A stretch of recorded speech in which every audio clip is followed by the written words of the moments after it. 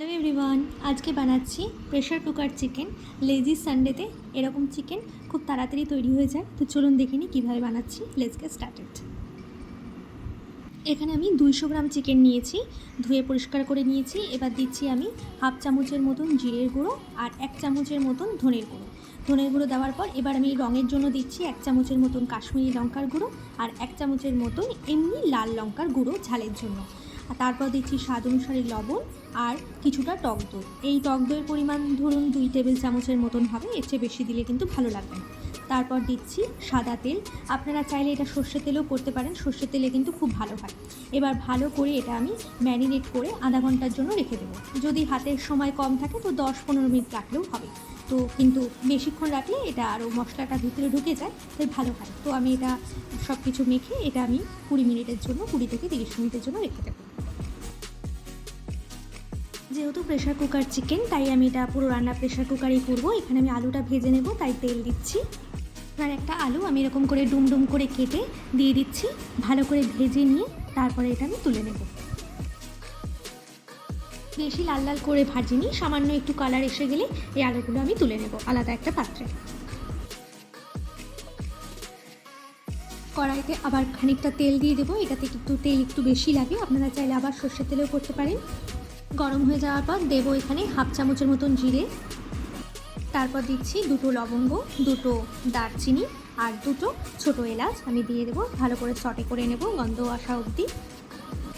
2টো medium সাইজের পেঁয়াজ আমি বড় বড় করে ডুমডুম করে কেটে নিয়েছি। যেরকম পাঁঠার মাংসের জন্য আমরা পেঁয়াজ কাটি সেই পরিমাণে আমি পেঁয়াজ কেটেছি সেই সাইজে, কারণ যেহেতু এটা প্রেশার কুকারে দেবো তাই একটু বড় সাইজের পেঁয়াজ কাটতে হবে, না হলে কিন্তু একদম গলে যাবে।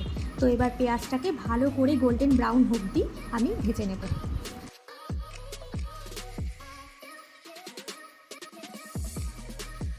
পেঁয়াজটা যখন ভালো মতন গোল্ডেন ব্রাউন হয়ে গেছে, এখানে দিচ্ছি 4 টেবিল চামচের মতন আদা আর রসুন বাটা। তার সাথে দিচ্ছি হাফ চামচের মতন কাশ্মীরি লঙ্কার গুঁড়ো আর হলুদ গুঁড়ো হাফ চামচের মতন। এবার সব একসাথে মিলিয়ে আমি এটাকে ভালো করে কষিয়ে নেব যতক্ষণ না আদা রসুনের কাঁচা গন্ধটা চলে যায়। যদি এই সময় আপনাদের মশলাটা ড্রাই লাগে তো সামান্য একটু জল অ্যাড করে দিতে পারেন, যাতে মশলাগুলো না পড়ে যায়। তো আমি ভালো মতন এটা আমি কষিয়ে নেব তেল ছাড়া অবধি। দেখুন তেল ছেড়ে দিয়ে এসছে চারিদিকে। এবার দিচ্ছি আমি একটা গোটা টমেটো, যেটাকে আমি কুচিয়ে নিয়েছি, একদম রাফলি চপ করে নিয়েছি। তো এবার টমেটোটার সাথে ভালো করে আমি কষিয়ে নেব যতক্ষণ না পর্যন্ত টমেটোটা গলে যায়। টমেটোটা যখন দেখছেন হাফ গলে গেছে, তখন সেই মুহূর্তে আমি ম্যারিনেট করা চিকেনটা দিয়ে দেবো। আমার আধা ঘন্টা হয়ে গেছে। এবার চিকেনটা আমি দিয়ে দিচ্ছি। এবার চিকেনটার সাথে আমি মশলাগুলোকে সব মিলিয়ে ভালো করে রান্না করব।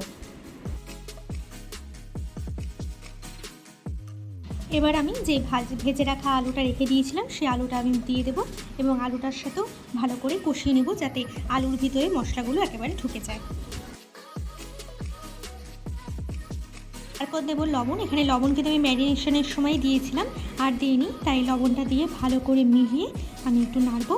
তারপর আমি দিয়ে দেবো এখানে পরিমাণ মতন জল। আপনারা যতটা গ্রেভি পছন্দ করেন সেই অনুযায়ী জল দেবেন। আমি এখানে একটু ঝোল ঝোল রাখবো, তাই আমি জলটা একটু বেশি দিচ্ছি। আমি এখানে হাফ কাপের মতন জল দিচ্ছি। এবার জল দিয়ে সব কিছু নাড়িয়ে দেবো। নাড়িয়ে দিয়ে তারপরে আমি এখানে সিটি দিয়ে দেবো 3 থেকে 4টা। এবার লিডটা লাগিয়ে দেবো আর আমি এখানে 3টা সিটি দেবো। আপনাদের যদি সাইজটা বড় থাকে তাহলে হয়তো একটু বেশি টাইম লাগতে পারে, 4টা দিতে পারেন। তো আমি এখানে 3টা দিচ্ছি। কুকারটা ঠান্ডা হয়ে গেছে, এবার খুলে দেখছি। দেখুন কত সুন্দর কালার এসেছে।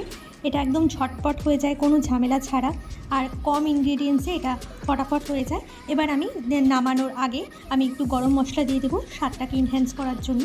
তো গরম মশলা দিয়ে আমি 2-3 মিনিট রাখবো, রেখে তারপরে আমি এটা নামিয়ে সার্ভ করব।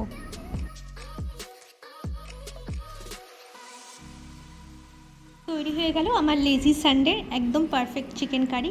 তো চলুন নেক্সট ভিডিওতে দেখা হচ্ছে। এভাবে ট্রাই করবেন, খেতে কিন্তু খুব ভালো লাগে। Till then by.